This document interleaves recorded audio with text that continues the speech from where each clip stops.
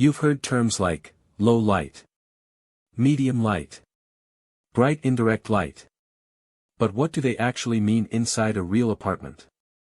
You don't need a professional light meter. You don't need expensive tools. Today, I'll show you exactly how to measure light using simple visual tests and one powerful trick using just your phone. Once you understand this, choosing the right plant becomes easy. Before measuring, define. In apartments, light usually falls into three zones: bright indirect, medium, and low light. Bright indirect light, strong daylight, no harsh sun hitting leaves directly. Room feels naturally bright most of the day. You can easily read a book. Typical position, within 1 to 3 feet of a large window with filtered sunlight. Plants, pothos, monstera, fiddle leaf fig. Medium light, noticeable daylight, no direct sun, slight shadow definition. You can read, but the room isn't bright enough for photography without extra lighting. Typical position, 4 to 8 feet from a window. Plants suited, snake plant, ZZ plant, Chinese evergreen. Low light, ambient light only, soft shadows or barely visible, no direct sun exposure. You can see clearly during the day but the space feels muted. Typical position, 8+ feet from a window or north-facing rooms. Only truly shade-tolerant plants survive long-term here. The shadow test. This is the fastest method. Stand in the spot where your plant will live. Hold your hand about 12 inches above a surface. Look at the shadow. Sharp, dark shadow means bright indirect.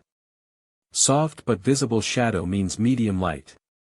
Very faint or no shadow means low light. This works because shadow sharpness correlates with light intensity.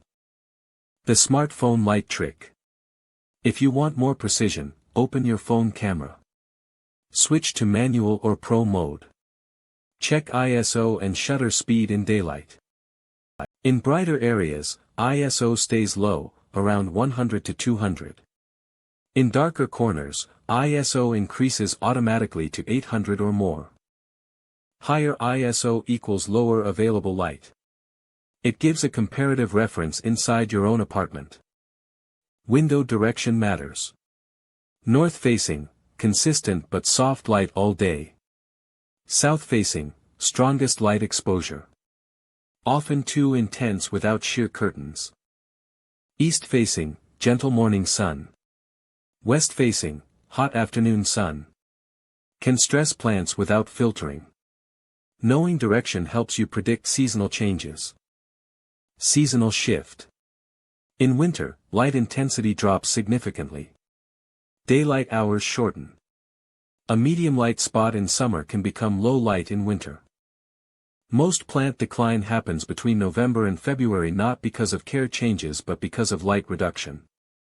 Professional move, slightly adjust plant position seasonally. Even moving 2 to 3 feet closer to a window helps. Artificial light, does it count? Yes, but carefully.